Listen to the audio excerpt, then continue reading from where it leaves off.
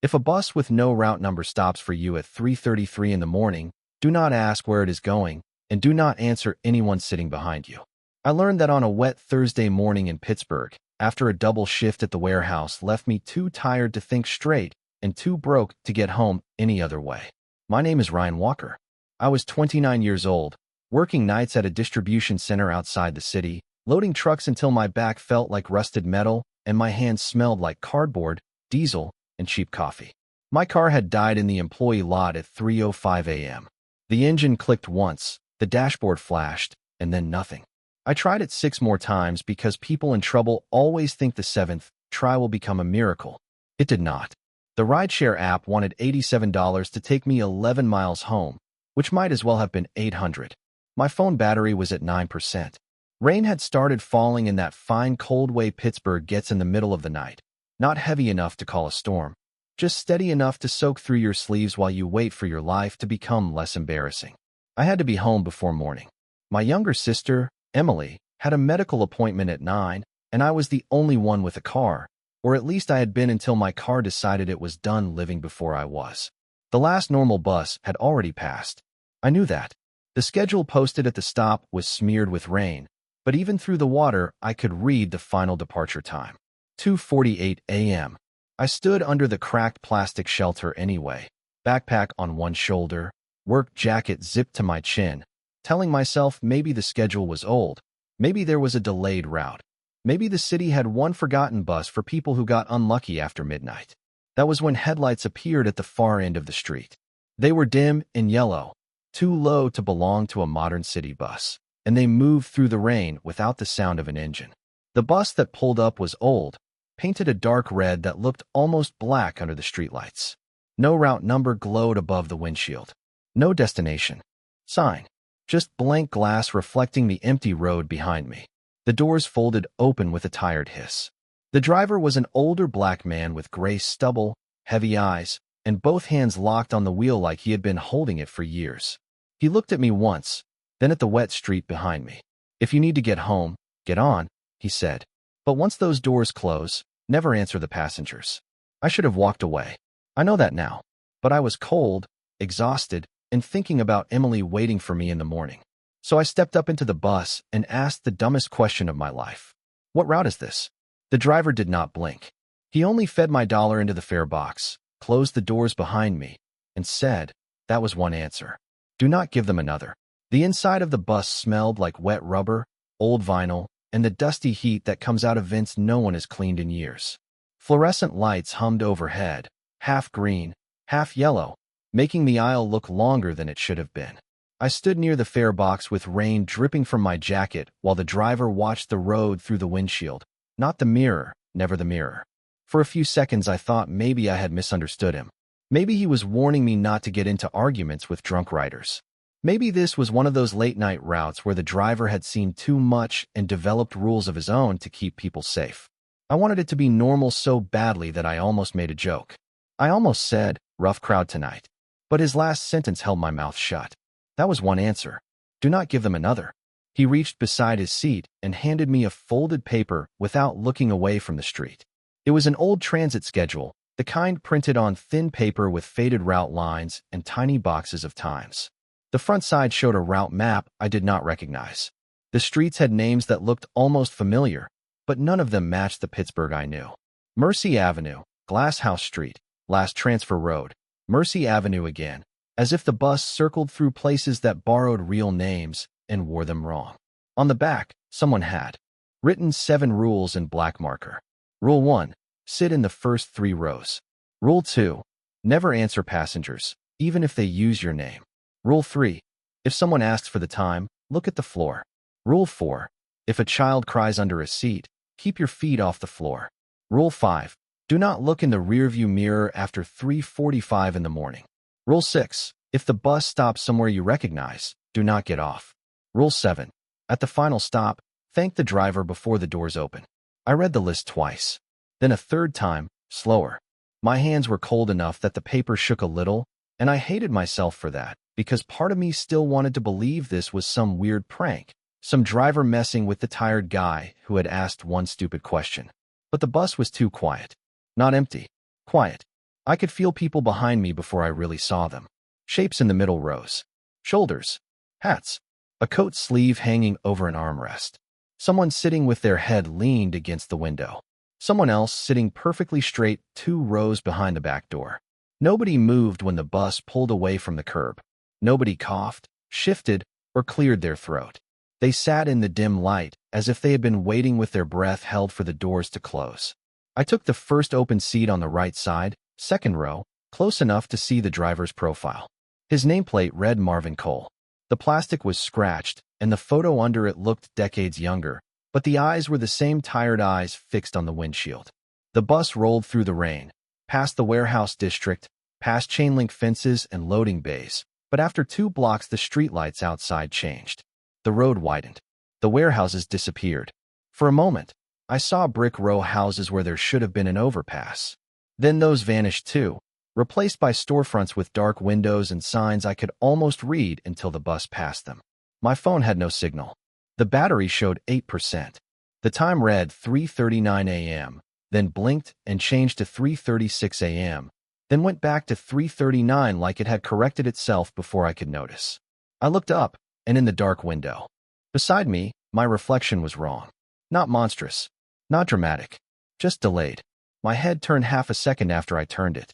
I looked away and fixed my eyes on the seat in front of me. Marvin spoke without turning. "First 3 rows," he said. "Eyes forward if you can. Floor if you cannot." I nodded, then realized even a nod felt like an answer to someone. So I held still. The bus slowed near an intersection with no traffic lights. A stop sign stood on the corner, but the street name above it was blank. The brakes sighed. No one got on. No one got off. Still, I heard movement behind me, soft vinyl creaking as someone leaned into the aisle. A woman's voice came from somewhere around the middle of the bus, warm and polite, the kind of voice that might ask you to pass a grocery bag or check if a seat was taken. "Excuse me," she said. "Do you know what time it is?" The question was so ordinary that my answer rose automatically. I even felt my tongue touch the back of my teeth, ready to say, "It is 3:40. Then Rule 3 flashed through my mind. If someone asks for the time, look at the floor. I dropped my gaze to my boots. Rainwater had pooled around the soles, dark on the rubber mat. The bus lights flickered overhead. The woman waited. I could feel her waiting. Then she asked again, a little closer this time. "Excuse me, do you know what time it is?" Marvin's right hand lifted from the wheel just enough to tap 2 fingers against the rim. Once. Twice. A warning, not for her. For me. I kept my eyes on the floor, my throat closed around the answer I almost gave. Behind me, the passengers began to breathe. The breathing behind me did not sound like a group of people breathing. It sounded coordinated, slow, and patient, as if every passenger had decided to inhale at the same time and wait for me to notice. I kept my eyes on my boots, on the puddles spreading beneath them, on the tiny bits of gravel stuck in the rubber mat. The woman in the middle rows asked again, "Do you know what time it is?" Her voice was still polite, but something had changed under the words. It stretched. The question too carefully, like she was testing how normal she could make it sound. My phone was in my pocket. I knew I could check it without speaking. I almost did, because some automatic part of my brain wanted to solve the problem even if I did not say the answer out loud. Then Marvin tapped the steering wheel again. Twice. Harder this time. I left the phone alone. The woman laughed softly. Not cruelly. Almost kindly. That is what made my skin tighten. The bus lights flickered, and when she spoke again, she used my mother's voice. "Ryan, honey, what time is it?" My breath stopped halfway in my chest. My mother had been gone for 4 years. Not in some mysterious way, not in a way that belonged to a ghost story. Cancer, hospital bills, quiet mornings after too much bad news. I knew her voice well enough to know it should not have been sitting behind me on a bus in Pittsburgh at 3:40 a.m. I pressed my hands flat on my knees and stared harder at the floor. The rubber mat blurred. Water trembled around the edge of my boot with each turn of the bus. My mother's voice sighed. "You always were bad at answering calls." I felt that one land exactly where it was meant to. I had missed her last call because I was asleep after a night shift, and even though everyone told me it would not have changed anything, guilt does not care about logic. My mouth opened. Not to give the time, not exactly. To say Mom. To say I am sorry. To say anything that would make the pressure in my chest stop. Marvin's voice cut through the bus, low and sharp. "Floor, Ryan." My name in his mouth snapped me back. I locked my jaw until it hurt. Behind me, the voice changed again, returning to the polite woman, then to a young man, then to someone with a wet cough, all asking the same question. Do you know what time it is? Do you know what time it is? Do you know what time it is? My phone buzzed in my pocket. Once, twice, 3 times. I did not touch it. The bus rolled past a block of dark houses that looked familiar for half a second, then wrong the next. Street signs outside flickered from names I knew to blank metal plates. The digital clock above the windshield shifted from 3:41 to 3:33, then to 3:45, then back to 3:41. Time on that bus was not passing. It was being offered. Marvin kept both hands on the wheel now. He did not look back, but I could see the tendons in his neck standing out. The woman behind me leaned closer. I knew she leaned closer because the vinyl seat 2 rows back creaked under her weight, and the air near my ear cooled. She whispered, "That is all right, Ryan. We already know when you got on." My stomach dropped. I had not told anyone my name except Marvin, and I had not even meant to answer him. Maybe he had said it first. Maybe the fare box read it from the dollar in my hand. Maybe the passengers heard names the way dogs hear whistles, too high and constant for people to notice. I told myself every explanation at once, because fear kept trying to make me look up. The bus slowed again. Outside the window, a bus stop sign appeared in the rain. The route number box was blank. A man stood under it wearing a warehouse safety vest exactly like mine. His head was bowed, hood up, backpack on one shoulder. For a second, I thought I was looking at another worker from my shift. Then he lifted his face, and it was almost mine. Not exact. Not enough to call a reflection. More like someone had described me to a stranger who tried to copy the important parts. Tired eyes, wet jacket, slouched shoulders. The doors did not open. Marvin drove past the stop without slowing all the way. The passengers behind me exhaled together, disappointed. I kept staring at the floor until the woman finally stopped asking. The silence afterward felt worse than the questions. My throat hurt from not speaking. My hands were numb from gripping my knees. I wanted to ask Marvin what had just happened, but the rules had turned even questions into dangerous objects. He seemed to understand anyway. After a long minute, he said, "They start with time because everybody thinks time is safe to give. A time is not just a number on this route. It is a place. It tells them where you are in the world." I swallowed but did not answer. Marvin nodded once, like silence was the correct response. The bus lights steadied. My phone buzzed again, and this time the screen lit through the fabric of my pocket. I did not pull it out, but I could see the glow. A notification banner had appeared, bright enough to read through the wet denim. Emily Walker missed call. My sister never called at that hour unless something was wrong. Behind me, in my mother's voice, the passenger whispered, "You should answer your family."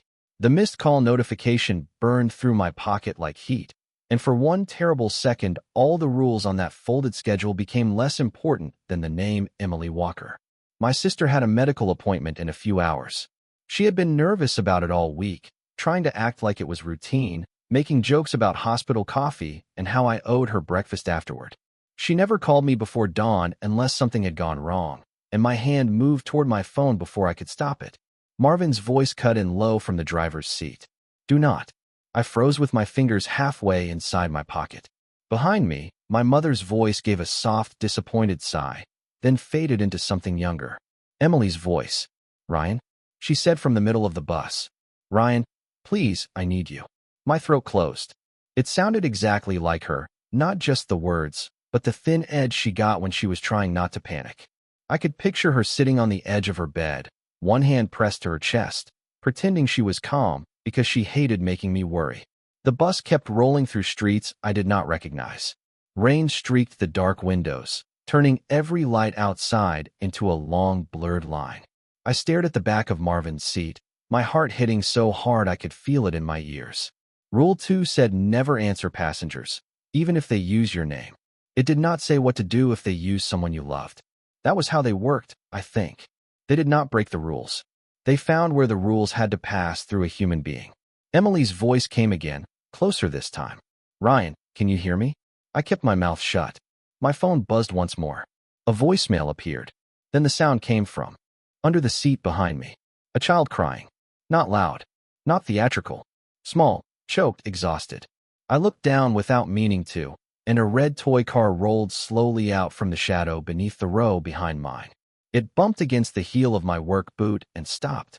Rule 4 came back so sharply that I lifted both feet onto the metal foot rail in front of me. If a child cries under a seat, keep your feet off the floor. My knees pulled tight against the seat back. The crying continued under the row behind me, and the bus lights flickered. I told myself it was not a child. I told myself no kid would be under a seat on a bus like this at nearly 4 in the morning. I told myself the toy car looked too clean, too red, too perfectly placed. Then a tiny voice said, "Please." My hand is stuck. The words scraped right across every decent instinct I had left. I had spent years helping Emily through appointments, insurance calls, pharmacy lines, all the small, humiliating emergencies of being sick in America. You learn to respond fast when someone sounds helpless. You learn to ask what hurts. Where are you? Can you move? Do you need me? I put one hand over my mouth and pressed hard. The crying hitched. The toy car rolled backward an inch by itself. Marvin did not turn around, but his shoulders had gone rigid. "Ryan," he said, eyes forward. I should have listened. I kept my feet off the floor. I did not reach under the seat. I did not touch the toy. I did not look at the passenger behind me. I thought that meant I was obeying. But the child under the seat gave one small broken sob, and before I could think, I leaned down just enough to whisper, "Can you move?" The bus went silent. Not quiet. Silent. As if the engine, the rain, the lights, the entire city outside had stopped to hear what I had just given away. My stomach dropped before Marvin spoke. That was an answer. I straightened so fast my shoulder struck the seat. The toy car vanished beneath the row behind me. The crying stopped. From the back of the bus, in my own voice, something whispered, "I can move now." My hands went cold. I kept my feet on the rail, but the space under the seats seemed deeper than before, darker than any bus floor should have been. The passengers began shifting behind me, one seat at a time, vinyl creaking as bodies leaned forward. My voice came again from farther back, soft and curious. "Are you hurt?" Another voice repeated it, then another, all of them trying the shape of me. "Are you hurt? Can you move, Ryan?" Emily's voice joined them, gentle and afraid. "You answered him. Why will you not answer me?" I could not breathe right. My chest felt too tight, my mouth too dry, my thoughts too loud. I had not meant to answer a passenger. I had meant to help a child. But the rule had never cared what I meant. Marvin slammed one palm against the steering wheel, and the sound cracked through the bus. First 3 rows, hands on the seat bar, eyes forward. Now, I grabbed the metal bar in front of me with both hands and locked my gaze on the windshield. Outside, the rain bent sideways, and the streets began changing faster, storefronts becoming houses, houses becoming hospital windows, hospital.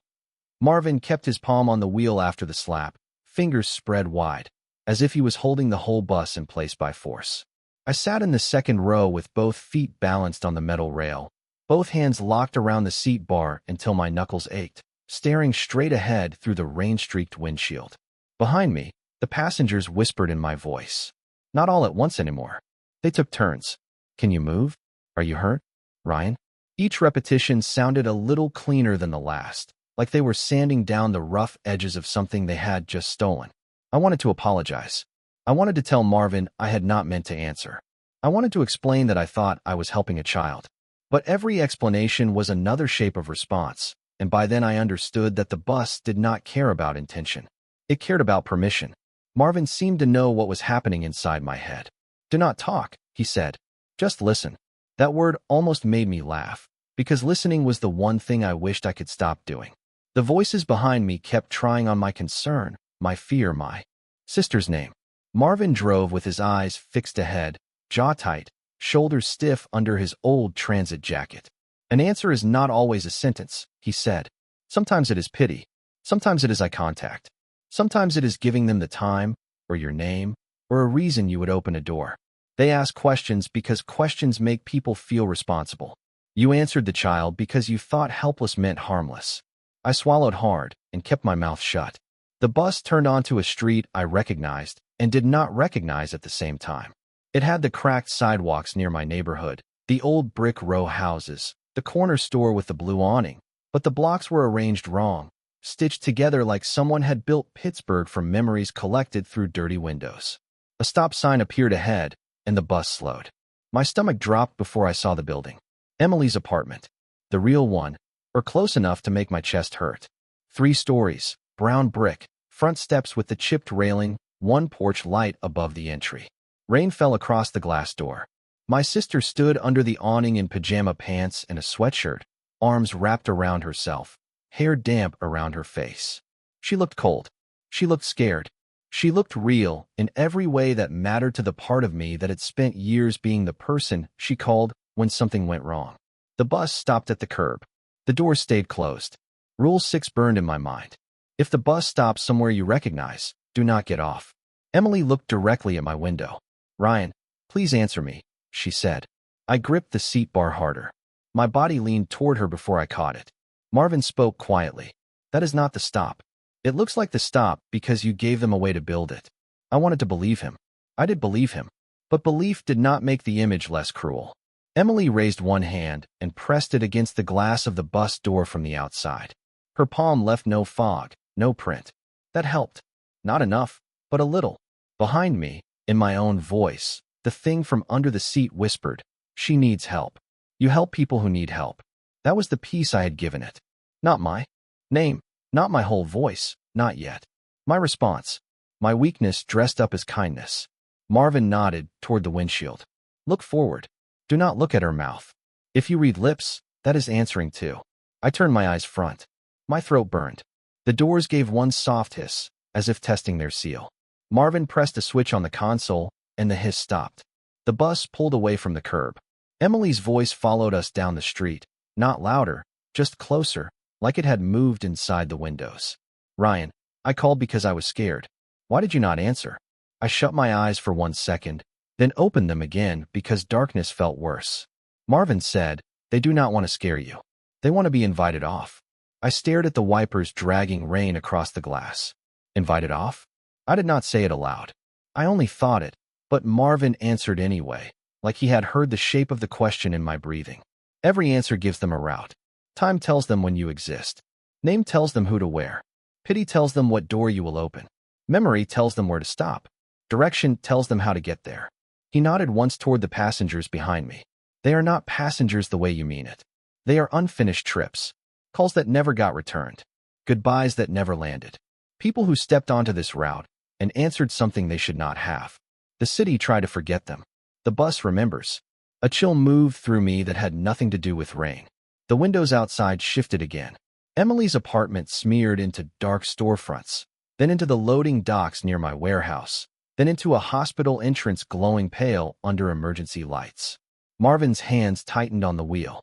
Not yet, he muttered. Behind me, the child voice giggled once with my throat. Marvin continued, you gave one of them a pity route. Now we'll look for the place your pity is strongest. I knew where before he said it. The hospital, Emily's appointment, the waiting rooms where I had sat with vending machine coffee, pretending I was not afraid while she filled out forms with shaking hands. My phone buzzed again, though I had not touched it. A new voicemail appeared. From Emily. The passengers all whispered together, answer your sister. Marvin reached up and tapped the old transit schedule clipped above the dashboard. Read the last rule again, he said. I lowered my eyes to the paper in my lap without moving my head too much. At the final stop, thank the driver before the doors open. It sounded absurdly polite compared to everything else. I did not understand why it mattered. Marvin did. His reflection in the windshield looked older than his face. You thank the driver because the driver is the one keeping the doors from opening where they ask. If nobody thanks him at the end, the route forgets who was driving. And if the route forgets that, every stop becomes final. Marvin did not explain the last rule right away. He let the words sit between us while the bus rolled through streets that kept rearranging themselves beyond the windshield. The hospital entrance appeared twice, then became a closed diner, then a row of dark houses, then the same hospital again, closer each time. I watched the automatic doors glow under the rain, and every time they passed across the glass, I imagined Emily inside, sitting under fluorescent lights with her arms folded tight, pretending not to be afraid. The passengers knew that picture now. I could feel them handling it. Behind me, one of them coughed with my mother's voice. Another whispered Emily's name the way I did when I was trying to calm her down. The child under the seat hummed softly with my question tucked inside its mouth. Can you move? Can you move? Can you move? Marvin drove without looking back. After a while, he said, I took this route in 1998. I had just finished a shift at the steel mill, back when there were still enough mills around here for men to come home smelling like smoke and iron. My car would not start. My wife was asleep. My boy had a fever. I was tired in the same way you are tired, the kind where fear has to stand in line behind practical problems. A bus pulled up at 3:33. I got on. He paused, and I saw his hands tighten on the wheel. The fluorescent lights flickered across his knuckles, showing old scars, dry skin, age spots, all the ordinary details that made him more frighteningly real than anything behind me. Marvin said the driver back then was a woman named Grace Bell, small, white-haired, mean as a winter morning. She gave him the rules.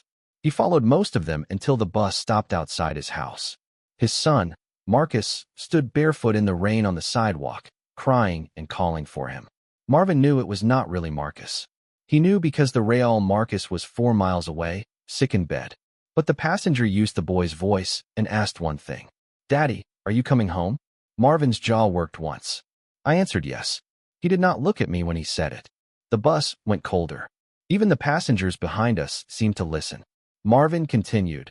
Grace shut the doors before it could step off, but the route had already marked my house. For 3 nights after that, every window in my home reflected this bus. My wife heard brakes outside the bedroom at 3:33. My son started answering voices in his sleep. Grace came back on the 4th night and told me there was one way to close the stop.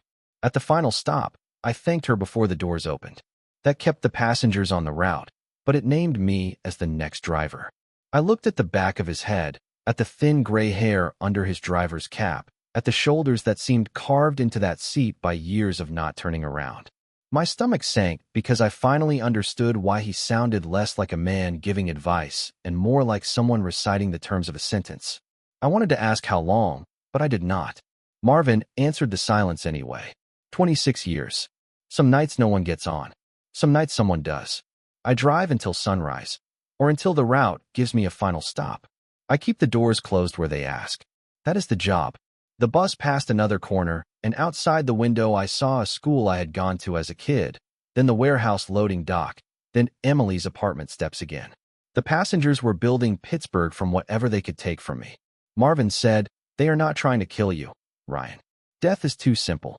They want to be answered back into the world. A question gets a response. A response gets an anchor. An anchor becomes a stop. If the doors open at that stop, whatever asked the question gets off wearing the shape of the answer. I thought of the figure outside the bus earlier, wearing a rough version of my tired posture. I thought of the child under the seat saying, I can move now, in my voice. I thought of Emily's apartment door and the hospital entrance appearing closer and closer. Marvin said, you gave them pity. That is a strong route. Stronger than time. Stronger than curiosity. People will ignore a stranger asking for directions. They will not ignore someone who sounds hurt.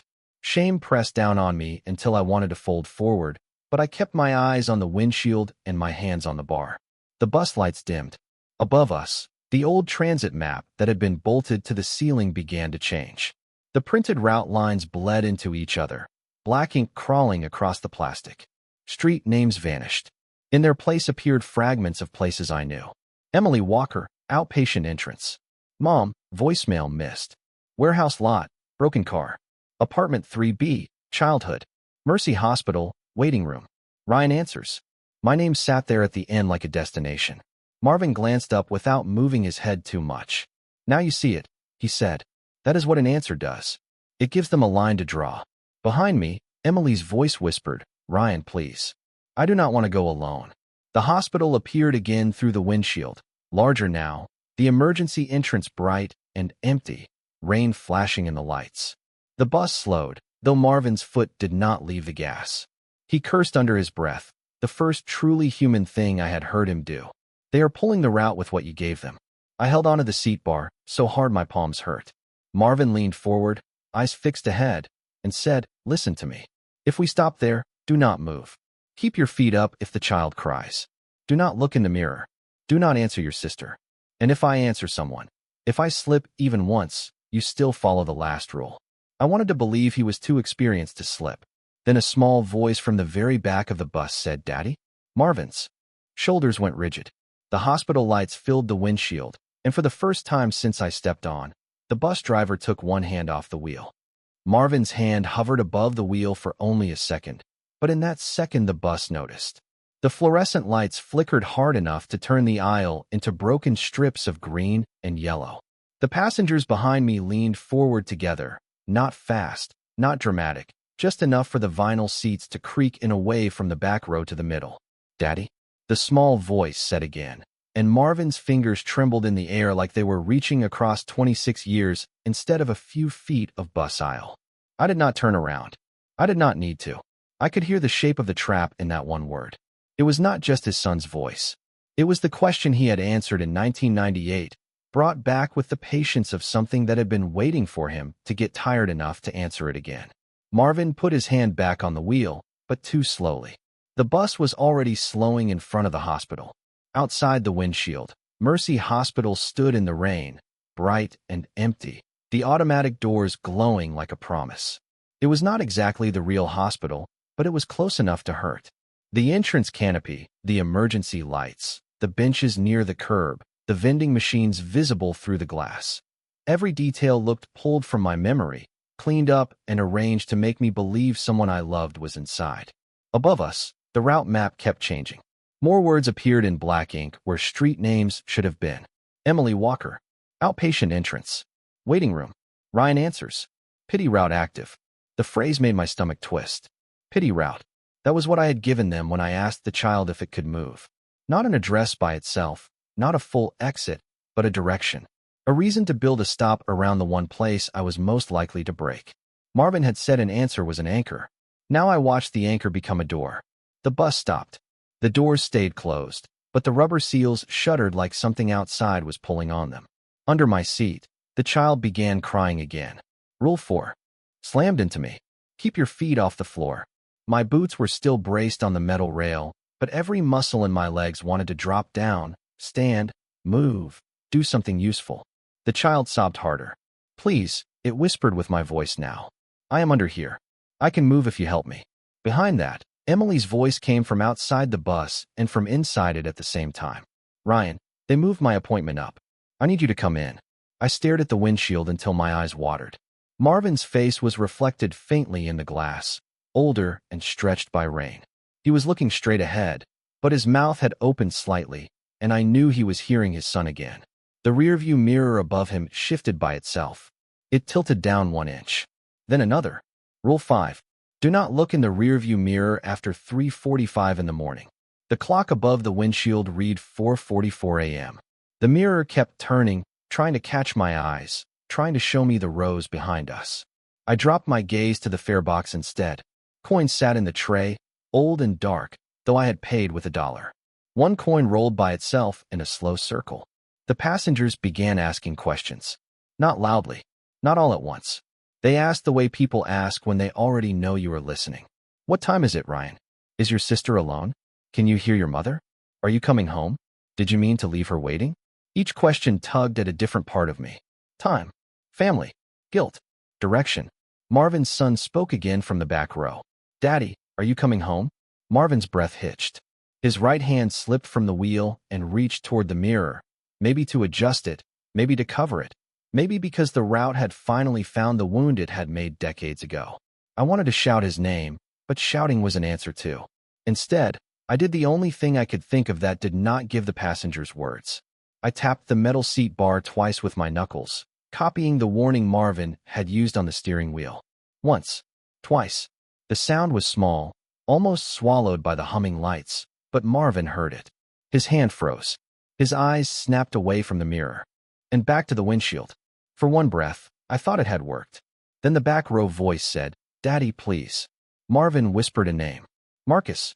The bus door sighed open a fraction of an inch. Cold hospital air rushed through the gap, carrying the smell of rain, disinfectant, and warm coffee from a waiting room that should not have existed on this route. Every passenger behind me inhaled. The map above us changed again. Marcus Cole. Answer confirmed. Driver breach. Mercy Hospital finalizing. Marvin slammed the door control, but the doors did not close. He pressed it again, harder. The gap widened another inch. Outside, Emily stood beyond the glass entrance, one hand raised, crying silently. Under my seat, the child laughed with my voice. Marvin's face had gone gray. He did not look at me, but he said, "Last rule, Ryan." The fare box clicked before I moved. A paper ticket began feeding out of the slot, slow and pale under the yellow light. I stared at it, not understanding until enough of it emerged to show my name printed in block letters. Ryan Walker, relief driver. My hands went numb around the seat bar. Marvin kept fighting the door switch, but the bus was no longer listening only to him. The passengers had gotten an answer from the driver, and the route was looking for someone living to name next. I looked at the old transit schedule in my lap. At the final stop, thank the driver before the doors open. The doors were not fully open yet. That mattered. Every rule was cruelly specific because specificity was the only thing keeping us alive. The gap widened. One more inch, and the hospital stop would be real enough for something to step off. Marvin said, "Do it." His voice broke on the words, but he did not repeat them. He knew better than to ask. I kept my eyes on the fare box, away from the mirror, away from Emily, away from the rows behind me, and forced the words out before the doors could finish opening. "Thank you, driver." The words left my mouth quietly, but the whole bus reacted as if I had pulled an emergency brake. "Thank you, driver." The fare box stopped printing. The doors froze with a gap no wider than my hand, hospital lights spilling through it in a thin white blade. Marvin went perfectly still. The passengers behind me stopped breathing all at once. For one impossible second, I thought I had done it wrong. Then the door seals pulled inward with a violent hiss of air, and the gap snapped shut before anything could step through. The hospital outside flickered. Emily vanished from the entrance. The automatic doors became dark glass. The benches, the vending machines, the bright waiting room, all of it smeared across the windshield like rain on paint and slid away as the bus lurched forward. Marvin's hands were back on the wheel, but they were not steady. His shoulders had collapsed slightly, like something inside him had been unhooked. Above us, the transit map changed again. Mercy Hospital faded. Marcus Cole faded. Driver Breach remained for a moment. Then black letters crawled underneath it. Route contained. Driver acknowledged. Relief pending. I wanted to ask what that meant.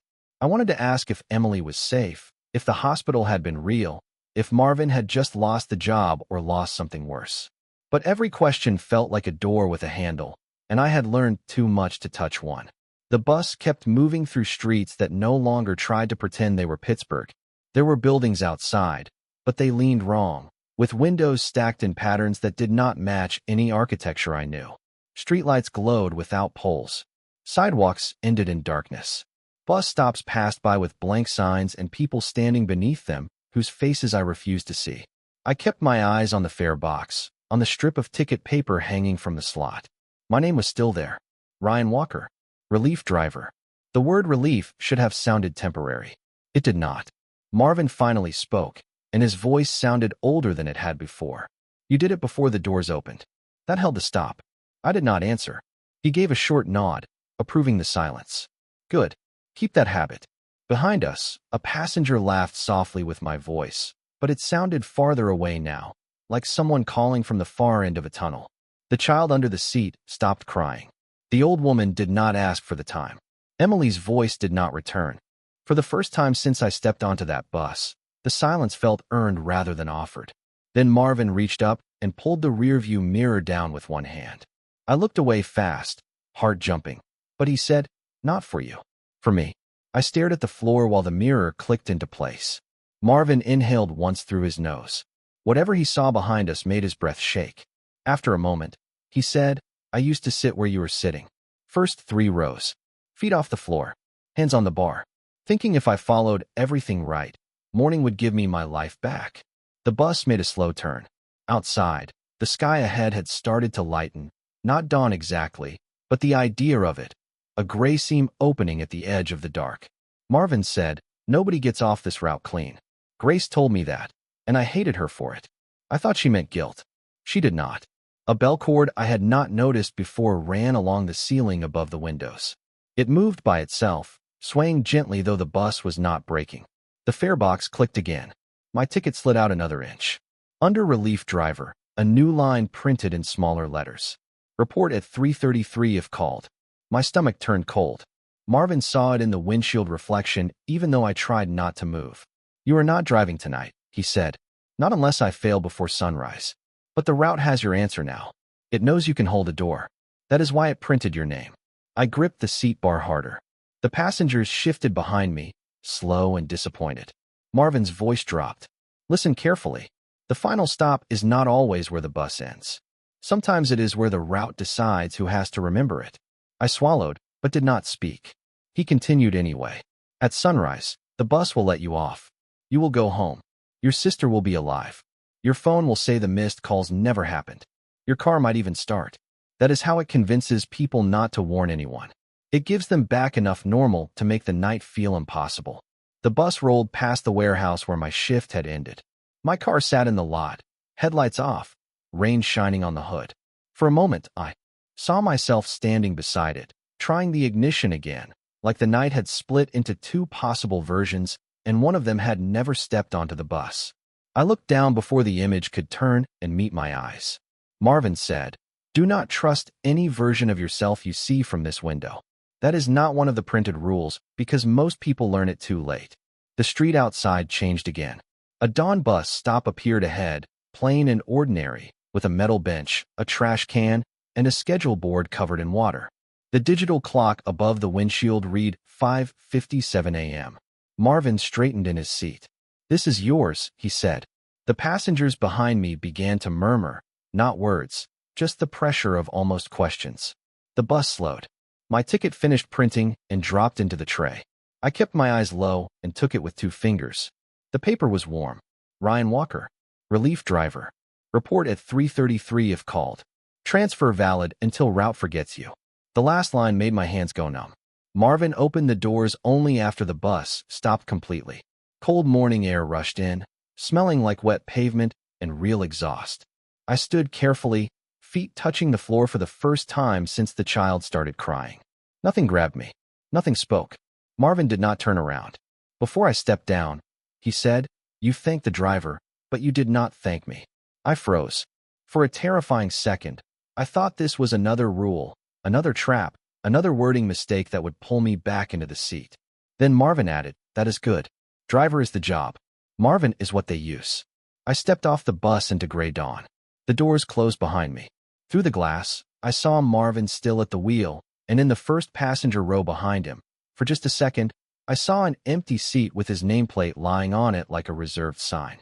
The bus pulled away without engine noise, leaving me at a stop I recognized 2 blocks from my apartment. My phone buzzed in my pocket. Battery 1%. One new message from Emily.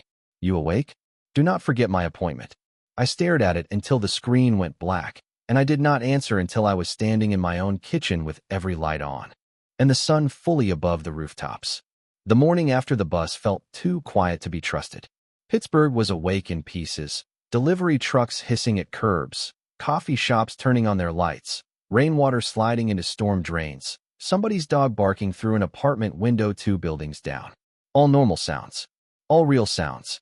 But after that bus, normal felt staged, like the city had rehearsed itself before letting me back in. I stood in my kitchen with every light on, my work jacket still damp, my backpack on the floor, and the transfer ticket lying on the counter beside my dead phone. For almost 10 minutes, I did nothing but stare at it. Ryan Walker, relief driver.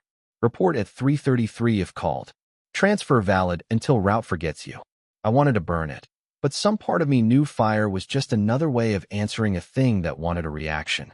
So I slid it under a coffee mug and told myself I had survived.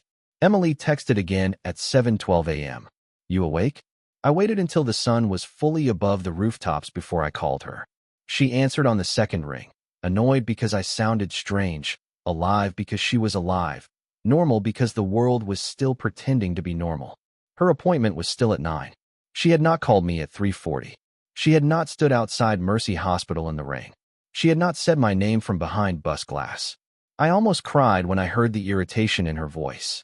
It was the most beautiful, ordinary thing I had ever heard. My car even started when I got back to the warehouse lot later that morning. One turn of the key, like nothing had ever been wrong with it. That was when I understood what Marvin had meant. The route gives back enough normal to make the night feel impossible. By noon, my phone showed no missed calls before dawn. The rideshare charge had never appeared. My dollar bill was still in my wallet, even though I remembered feeding it into the fare box. The only proof was the ticket, and for a while, I convinced myself proof was enough to keep me from being pulled back in. Then, at 3:33 p.m., not morning, afternoon, the bus brakes hissed outside my apartment window. There was no bus stop on my block. I looked anyway, because panic is not the same thing as obedience. The street below was empty except for parked cars and a mail truck. No red bus. No passengers. But on the glass of my dark television screen behind me, reflected from no possible angle, I saw the inside of the bus. First 3 rows. Green-yellow fluorescent lights. Marvin at the wheel, still facing forward. And behind him, in the first passenger row, a man sitting perfectly still with Marvin's nameplate in his lap. My throat went dry. The reflection vanished when I turned around, but the transfer ticket on my kitchen counter had changed. A new line had printed under the last one, ink black and fresh. If the driver answers, the relief driver hears the brakes. I did not sleep that night. At 3:33 a.m., I sat on the floor with my back against the front door, shoes on, ticket in my hand, waiting for the sound. At first there was only the refrigerator, rain on the fire escape, distant traffic. Then the brakes hissed again, closer this time, not outside the building but somewhere inside the walls, like air releasing from pipes that had never existed. My apartment door shook once. Not a knock. A bus door folding open. Emily's voice came from the hallway. "Ryan?" I kept my mouth shut. The voice waited. Then it became Marvin's. "Relief," he said softly. Not Ryan. Not son. Not please. Relief. That almost made me answer because it did not sound like a trick. It sounded like a job title. A summons. A rule spoken by something that had already learned where to put my name. I looked down at the ticket and finally understood the true meaning of the last rule. Thank the driver before the doors open was never about politeness. It was not even only about saving the rider. It was how the route confirmed that someone living still held the doors between one stop and the next. The driver was not a person, not entirely. The driver was a lock, a witness, a human name attached to a route so the passengers could not choose their own exits. When Marvin answered his son, the lock cracked. When I thanked the driver, I sealed the hospital stop before the passengers could step into the world wearing my pity. But I also let the route know I could hold the lock if Marvin failed. That was my price. I got off the bus, but the bus did not let go of me. The next morning, I went to the transit authority downtown because desperate people still try official buildings, even when the problem is impossible. I asked about Marvin Cole. The woman behind the counter searched an employee database and told me no one by that name currently drove for the city.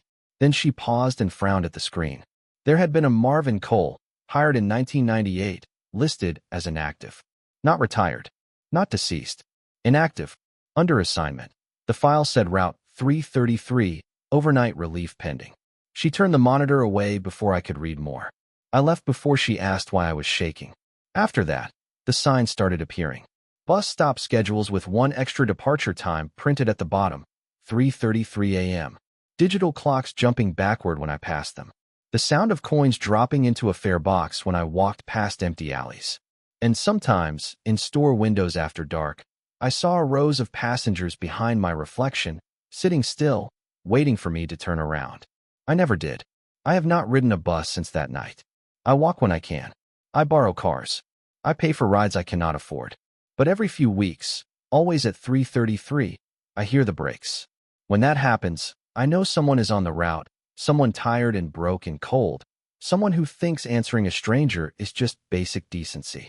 If I ignore it, Marvin keeps driving alone. If he answers again, the route may print my name without the word relief. So I write these warnings wherever I can, and I hope they reach the right person before the doors close. I used to think the rules were written to protect me from the passengers in the dark. But when I saw my name on that ticket, I understood. They were not written just to keep me alive. They were written to keep those passengers from using our answers as exits into the world outside. So if a night bus stops for you at 3:33 a.m., sit in the first 3 rows. Look at the floor when they ask for the time.